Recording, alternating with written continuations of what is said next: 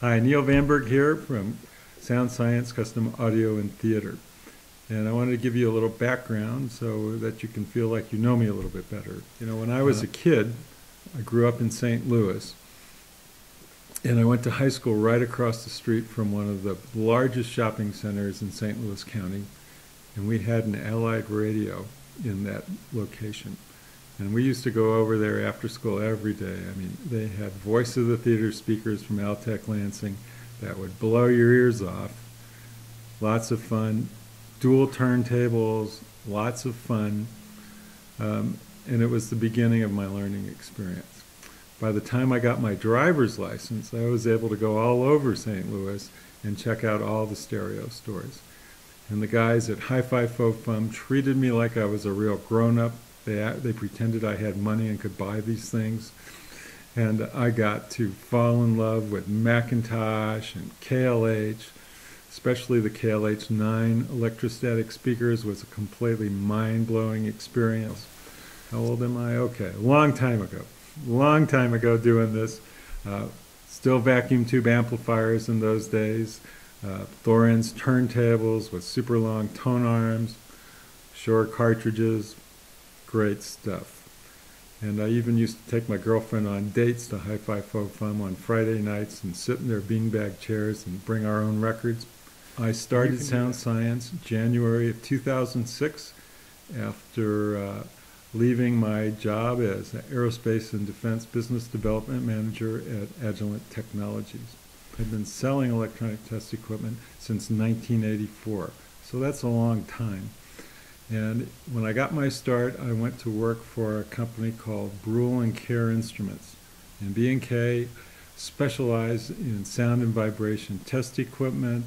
They made the world's best microphones, at least in those days, extremely accurate accelerometers, and test equipment that allowed people to do frequency analysis, which was not a common thing in those days and not an easy thing to do.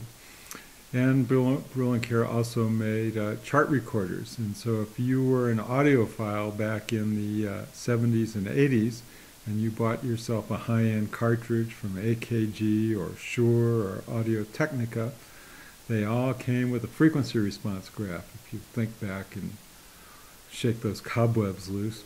And those frequency response charts were done on Brule and Care chart paper, and I'll have some interesting stories to tell you about that later on. These companies that built loudspeakers and things used to use B&K chart recorders to document their frequency response. And if you were a less than scrutable manufacturer, you could slow down the speed of that chart recorder and smooth out the irregularities in your frequency response. So they were very popular in those days. I, on the other hand, was working in New Mexico and calling on the national laboratories. And I was able to accumulate an incredible education from my customers.